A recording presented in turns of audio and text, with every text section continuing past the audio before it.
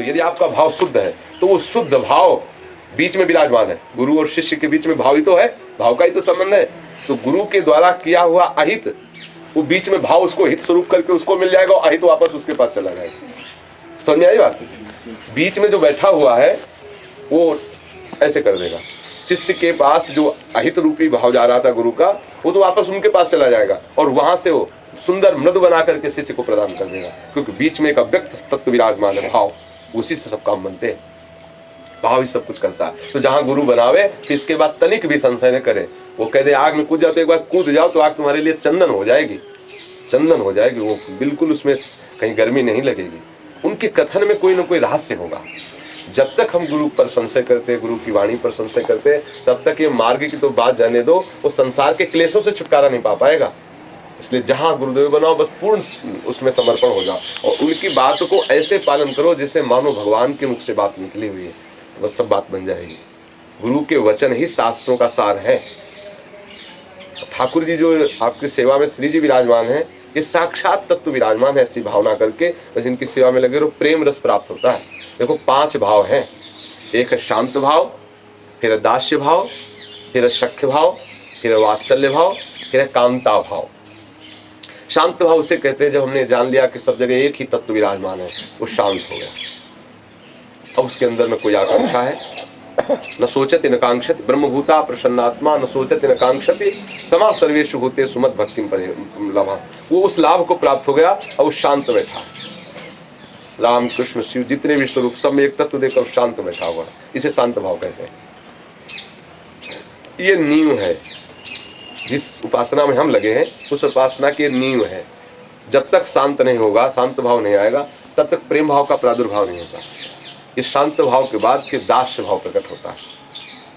भगवान हमारे स्वामी हैं और मैं उनका दास हूं।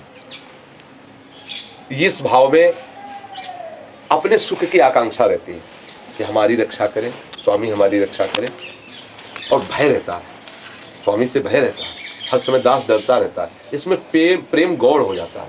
इसलिए महानुभावों ने शांत भाव के बाद इस भाव को रखा, दास्य भाव को। इसके बाद आता है सख्य भाव। इसमें जो है डर खत्म हो जाता है। दोस्त दोस्त में क्या डर रह जाता है, मित्र मित्र में क्या डर रह जाता है।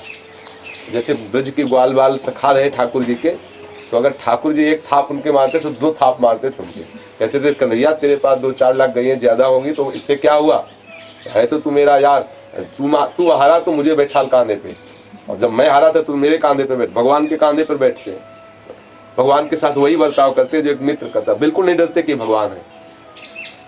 नारद आदि परम जो भक्त हैं डरते हैं कि भगवान स्वामी है, लेकिन ग्वाल वाल सखा नहीं डरते।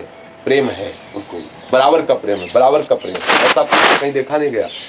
ग्वाल वाल इतने प्रेमी हैं, ग्वाल जो सखा है ब्रज के, जैसे उनके सामने दही मक्खन चावल रोटी जो भी रखा है उनकी माँ ने दिया, पहले ठाकुर जी को नहीं पवाते, पहले अपना पाते। जब मुंह में गया और स्वाद अच्छा लगा तो उसे उगल करके ठाकुर जी को पवाते हैं। लाला बहुत मीठा है और फिर पवा। यही तो देखकर ब्रह्मा जी को मोह हो गया था, यही देखकर ब्रह्मा जी को मोह हो गया था कि कैसा भगवान है। तभी तो उन्होंने ग्वालों को चुराया और बछड़ों को चुराया और माया की स्टेज में सुला दिया, यही देखने के लिए कैसा है भगवान है। तो सख्य भाव, दास्य भाव और शांत भाव से भी श्रेष्ठ है। इसमें कुछ प्रेम प्रकट होता है और इसमें बराबर का भाव रहता है, लेकिन इसमें अपने सुख की भी चाह रहती है। सखा को ये अगर ठाकुर जी कोई खेल में जीत जाए या हार जाए तो जैसे वो जीता हारा था उसके साथ बर्ताव होता, ऐसे ठाकुर जी के साथ बर्ताव होता। अर्थात तो कुछ इच्छा रखता है सखा ठाकुर जी से, अपने सुख की आकांक्षा रखता है। इससे भी बड़ा भाव है वात्सल्य भाव। भगवान हमारे बेटे हैं। अब यशोदा जी रात दिन लाला की सेवा में लगी रहती है, नंदनंदन उनको सुख पहुंचाने की आकांक्षा में रहती है। इसमें भी आकांक्षा है और हर समय लाला की सेवा में चिंता में लगी रहती, फिर भी इसमें कहीं ना कहीं स्वसुख की वांछा है, स्वसुख की आकांक्षा है। इससे भी ऊपर भाव है कांता भाव, कि श्री कृष्ण हमारे पति हैं जैसे गोपीजनों का भाव था। इसमें भी एक आकांक्षा रहती है कि श्री कृष्ण हमसे मिले, हमारी तरफ देखें, हमसे खेलें, हंसे, बोले। इससे भी ऊपर का भाव है निकुंज रस, जिसमें बिल्कुल ये आकांक्षा नहीं कि श्री कृष्ण हमारी तरफ देखे, हमसे बोले या हमारी रक्षा करे या हमारा कल्याण हो या हमको सुख मिले। बिल्कुल ऐसा भाव है।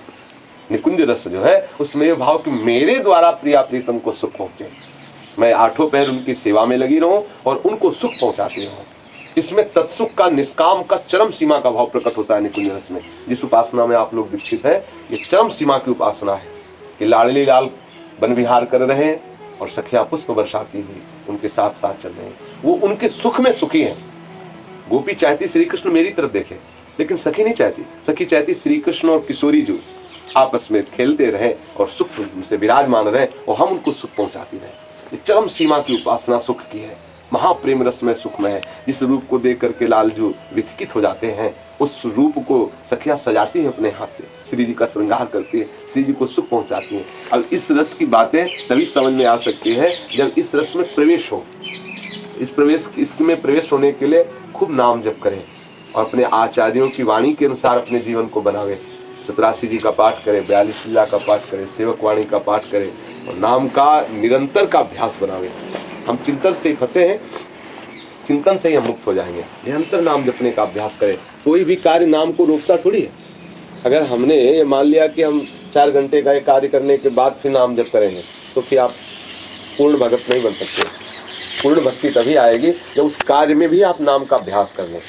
अभ्यास न होने के कारण हम नाम को भूल जाते हैं। यदि हम अभ्यास पुष्ट कर लें तो हर क्रिया करते हुए नाम चलता रहता है।